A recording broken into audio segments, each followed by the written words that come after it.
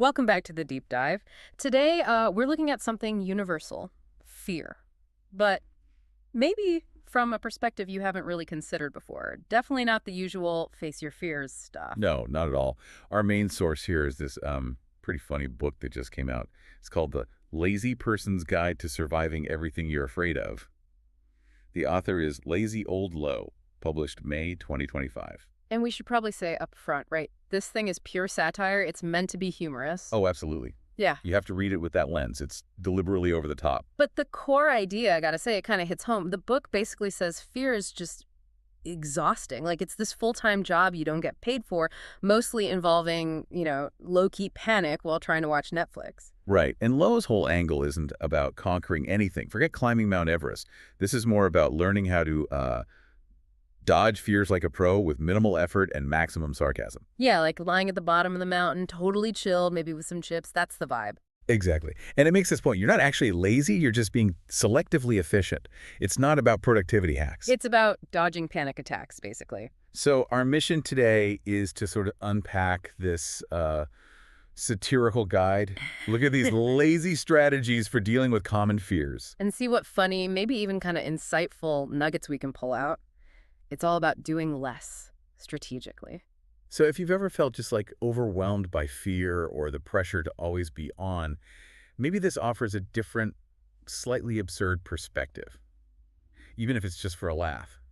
A moment to not take it all so seriously. Maybe even permission to just nap. All right, let's get into the core philosophy then. It's super simple. Fear is tiring. Mm. So do less. Yeah, the book really hammers that home. Fear just drains your battery. And it argues that if you seem lazy about confronting fear, you're not failing, you're just like strategically preserving your energy. It's a really interesting reframe, isn't it? Laziness as like smart energy management. The goal isn't to be a hero facing down dragons. It's just to survive the panic with the least amount of fuss possible. Getting by, not getting ahead. Definitely not your typical self-help book. More like a panic avoidance manual. Yeah. Okay, so the first fear it tackles. Big one. Fear of failure. Right. And the book's take is, I think, very relatable today. It says failure isn't just scary because you lose, but because other people might see you try and, faceplant. Totally skewers hustle culture, doesn't it? Right. Or even like burnout is worn as a badge of honor. Exactly. And this guide is just like, nope. It promotes strategic failure. Basically, never try so hard that failing would be a huge deal. If it doesn't work, wasn't fully committed anyway. And it's never your fault, obviously. It's got to be Mercury retrograde. Or the cat looked at you funny, yeah. Lowe gives this whole lazy toolkit for failing gracefully. Things like plan vaguely, lose that goal's sticky note and pretend it was a cosmic sign. Oh, and the affirmations are amazing. Not like, I am powerful, more like, something good will probably happen eventually. Yeah. Maybe. Super non-committal. Mm. And always have an excuse ready. Right. The energy was weird, whatever. And then there's the move of pretending you meant to fail that way. Right.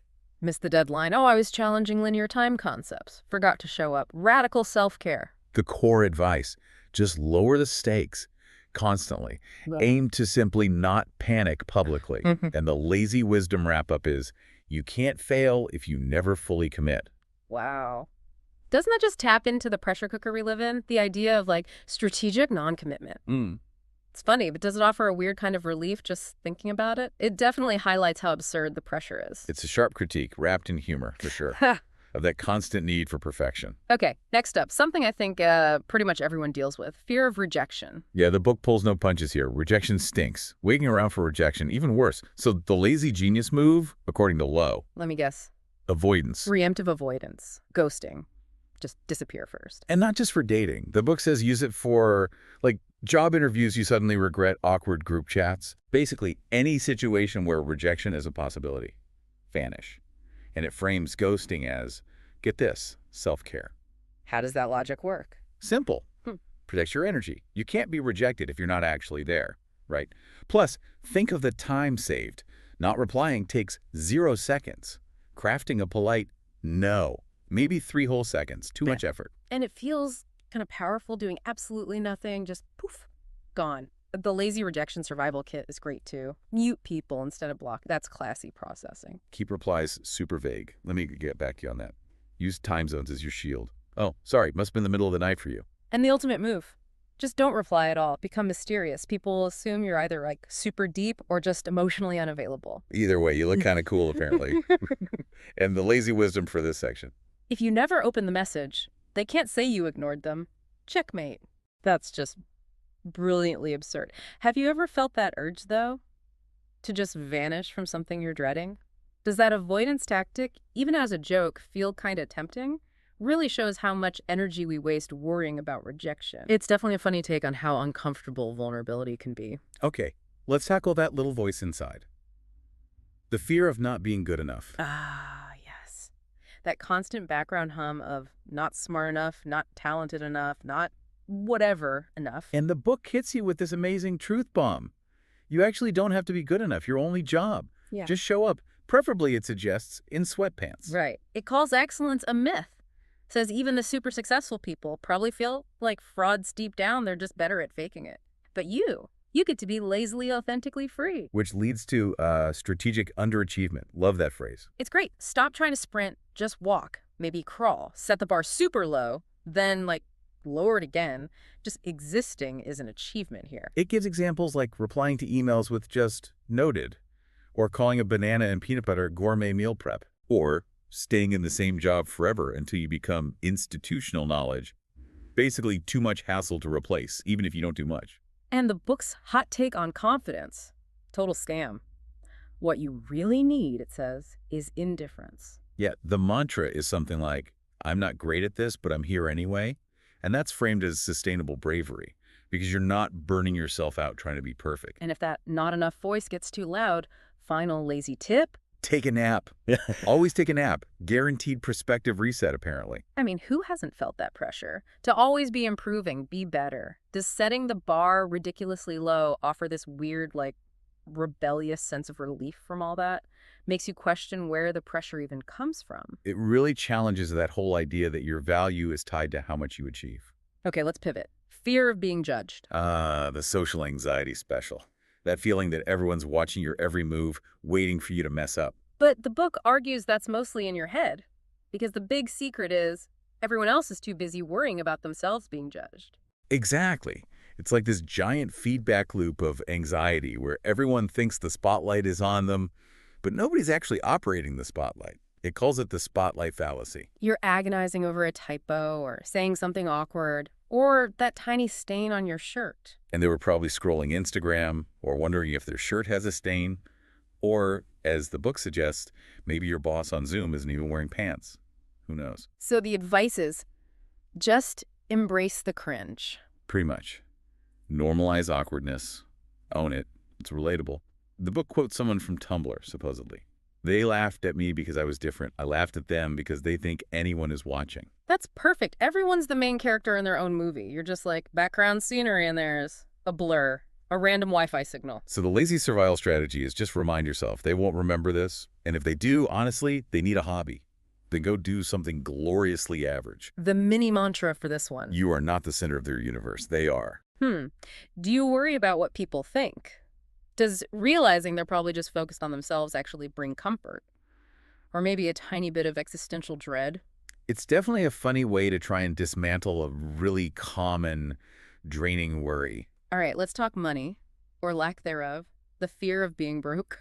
Oh yeah, the book treats this less like a fear and more like a lifestyle. And it says panicking about it. Totally pointless. But being lazy? That might actually help. How so? It welcomes you to the Freeloaders Club. Exactly. Don't call yourself unstable. Call yourself resourceful. You know, making $5 last 3 days, finding the free pizza, networking purely for the snacks. The motto being, if it's free, it's for me. Totally. And coupons. They're not cheap. They're capitalism's apology to you. You're just collecting what's owed. Too lazy for coupons. Uh-oh. What's the advice then? Just eat less. It's involuntary intermittent fasting. Very trendy. Oh my gosh. And if you survive on just coffee and vibes? Congrats. Level 3 spiritual budgeting unlocked. Just, manifest abundance. Light a candle about the rent. Call it a ritual. The book basically implies financial freedom is a myth anyway, but pretending you're spiritually above it all, that's free. So the goal isn't getting rich? Nope. The goal is not being evicted. Yeah. Keep the bar low. The survival strategy involves things like swapping clothes, sleeping through brunch, carrying a tote bag to look artsy and minimalist, Suggesting minimalism is just a stylish cover for being broke. pretty much. And the mini mantra, you're not poor, you're pre-rich. Wow. Does money stress feel constant for you? Does this reframing, even as a joke, make you chuckle a bit? It does bring some humor to a tough spot. It absolutely does. A little levity for a heavy topic. Okay, next up, a very modern plague.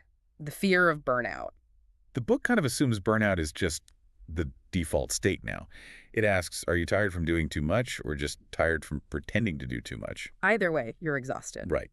It calls hustle culture a pyramid scheme and burnout the receipt for falling for the scam. Ouch. So what's the lazy antidote? Not more mindfulness apps, I bet. Definitely not. Oh, they do. And strategic disengagement. Mm-hmm. Step 1. Master the illusion of busyness. Apparently, this is easier than actual work. How do you do that? Open tons of tabs, sigh loudly in meetings, have a half-finished Google Doc open called something vague like Synergy Brainstorm, mute yourself, and just nod intently on video calls. Posture is key. Okay, step 2. Calendar padding. Block out time with official-sounding names. Admin sync means scrolling Reddit. Research block is for true crime docs. Deep work time. Cap time. Obviously deep nap time. If it's on the calendar, it must be real work. And step 3, lazy boundaries. Which basically means just disappear. Claim you're off the grid. Turn off notifications. Delete work apps from your phone. Reply to emails days later saying thanks for your patience. People will assume you're important, not asleep. So the survival strategy is treat burnout like a fire alarm. Yeah, practice aggressive rest. Naps with intention. Do less, but frame it as being strategic. You don't owe anyone your sanity. The mini mantra. Let me guess. Something about naps. Close. It's not burnout if you were never fully lit. Huh. I think we all feel that pressure to be on 24/7. Does the idea of faking busyness to save your energy feel? Weirdly relatable. Maybe a little terrifying. Says a lot about work culture. It's a really sharp commentary on how performative work can be. Okay, this next one's kind of counterintuitive. The fear of success. Right. Success sounds great until it actually happens. Then comes expectations, more meetings, more emails, visibility. Failure lets you rest, the book says. Success means wearing real pants. And dealing with that voice saying you don't deserve this, which, according to the book, also just needs a nap. So how do you lazily handle success? Subtle sabotage. Exactly. Not full sabotage, just minor friction. Miss a deadline by just enough to seem endearingly chaotic. Be brilliant, but always slightly late. Say yes to things, then vaguely forget. It's framed as self-preservation, not self-destruction. The lazy win is redefining success itself. Yeah. It doesn't have to be that intense hustle porn version. Maybe success is just getting paid okay for doing kind of less. Logging off early, blaming the Wi-Fi, saying no without feeling guilty. So the strategy is let other people chase the spotlight. You prefer, like, mood lighting. Pretty much. Set your own bar so low you can trip over it, then wow people by simply stepping over it. Yeah. You're not scared of success, you're just being selective about energy expenditure. And the mini mantra for that. If success means more meetings, I choose glorious failure with snacks.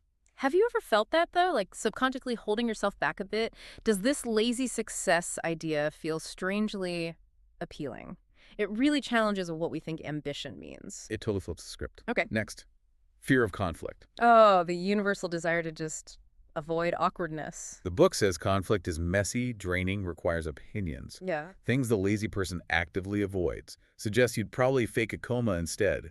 Avoidance isn't weak, it's elegant. So instead of character building conflict, What's the lazy move? Agree to everything. Just nod, smile, say sure. even if you mean absolutely not, because once you've agreed, You can just vanish. exactly. Strategic disappearance strikes again. The book calls it artful agreement, strategic ignoring.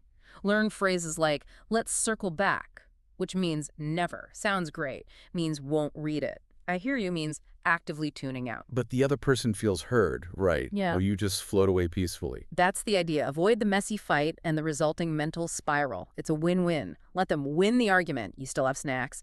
Feign confusion. Blame Mercury again. So the strategy is agree fast, forget faster. You got it. Silence is your ally. The mini mantra. Agree now, disappear later. Does conflict just fill you with dread? Does this satirical take on total avoidance seem weirdly efficient in a dark humor kind of way? It's definitely an extreme but funny take on wanting to avoid discomfort. Okay, the big one. Fear of the future. That giant, scary unknown. Yeah. The book paints the future as this overwhelming to-do list full of uncertainty and responsibility, two things the lazy person is allergic to. You're supposed to have a 5-year plan, retirement sorted, skincare perfected. It's a lot. Or you could just embrace denial. That's the lazy legend approach. Denial isn't just a river in Egypt, it's strategic energy conservation. Proactive denial means saying, I'll figure it out later. Putting vague things like future stuff on your calendar and believing future you will handle it. Spoiler, future you is also lazy. Probably lazier. Denial is like meditation, but with more snacks and less breathing.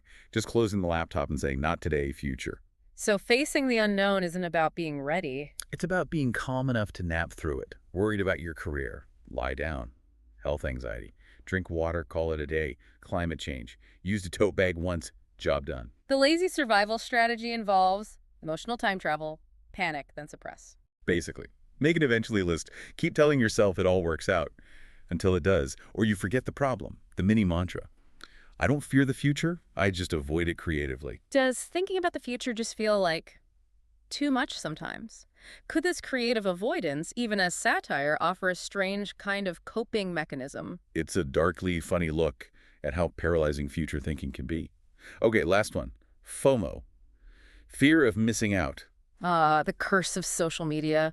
Scrolling late at night, everyone's having epic adventures, launching things, looking perfect. And you're in bed eating cereal, feeling like your biggest win was not crying on Zoom. That's the FOMO spiral. But the book's secret, missing out, is... Totally. What are you missing? Crowds, small talk, expensive drinks, pretending to care about whatever Chad's doing. Missing out is winning quietly. No hangovers, no forced socializing. Exactly. Saying, nah, isn't antisocial. It's energy efficient. Burnt out people say yes. Lazy winners say no and nap. You need to embrace JOMO. Joy of missing out. Lean into it. Flip the script. When you see those posts, think about what you didn't have to endure. Didn't wear pants. Didn't pay surge pricing. Didn't listen to Chad's NFT pitch. That's emotional profit. So the strategy involves turning off notifications? Ruthlessly. Say maybe to invite, then vanish. Schedule fake SOPA commitments. Replace what if I miss something with what if I enjoy doing nothing. Mini mantra. My couch is better than their party. Close. While they're out there making memories, I'm inside preserving my mental health. Do you feel that FOMO pull? Does celebrating JOMO feel rebellious or just practical? It's a really funny counterpoint to that constant comparison culture. So wrapping this up, what's the big message from this lazy person's guide? It really feels like it's giving permission, right? To care less, try less, and somehow still survive. Yeah, it reframes laziness as this strategic conservation of energy. It's about longevity through avoidance, humor, low stakes, and lots of naps. The book ends by saying being lazy isn't weak, it's smart. You're saving your energy for the real threats.